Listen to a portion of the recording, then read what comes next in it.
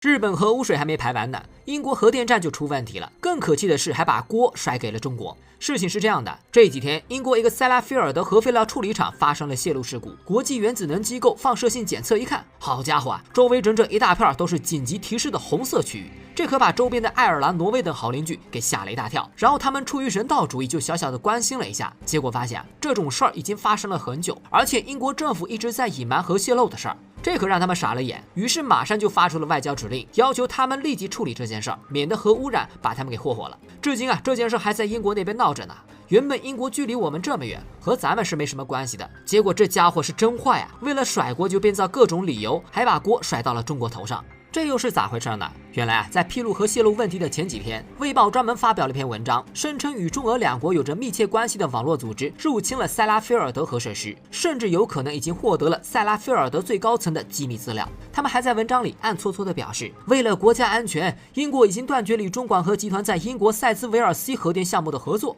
搞得我们那时候是莫名其妙啊。因为塞拉菲尔德核设施的主要任务是对核废料进行储存和处理，说中俄两国会入侵一个核废料处理厂，就好比说隔壁邻居会入侵自家的垃圾桶一样离谱啊！甚至连英国政府自己都站出来辟谣了这一说法。也就是说，这篇文章根本就是在撒谎，目的可能就是为了转移民众的视线。事实上，不用媒体转移视线，英国老百姓也不信这是中俄干的事儿啊。因为这个核设施的名称早就臭了。早在1957年，塞拉菲尔德核设施就发生过一次严重的核事故，这次事故等级是切尔诺贝利事故之前欧洲最严重的核泄漏事故。事情发生之后，英国政府并没有及时转移群众和处理核事故，而是第一时间选择隐瞒。后来为了不让事故影响扩大，还将核设施的名字从温斯桥改成了塞拉菲尔德。至今为止，这起事故造成的死亡人数和影响仍然是个谜。在这之后，1983年、2000年、2004年以及2007年，塞拉菲尔德也发生过不同程度的核泄漏事故，这还只是被爆料出来的，不为人知的事故恐怕更多。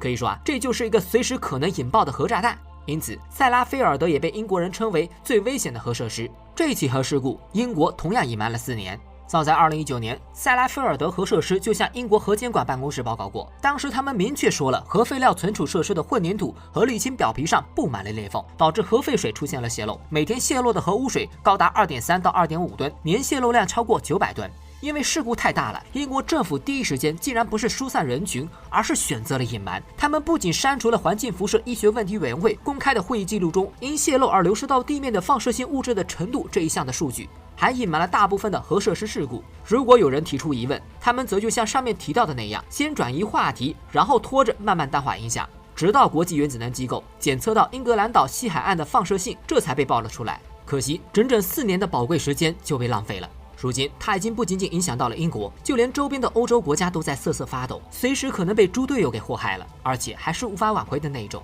根据消息人士透露，由于经费和人手不足，塞拉菲尔德核设施的各种安全措施正面临年久失修的问题。如今，塞拉菲尔德自己的员工连火灾和失眠等事故都无法妥善处理，更不用说核安全壳破碎这样的大场面了。想想看，4年的时间过去了，英国政府不仅没处理核事故，而且也没为核事故提供必要的人员支持。换句话说，他们压根儿不想处理。难怪当初日本排放福岛核污水时，英国不说话，原来是自己的屁股都没擦干净呀！在这个比烂的世界上，难道只有我们才是一股清流吗？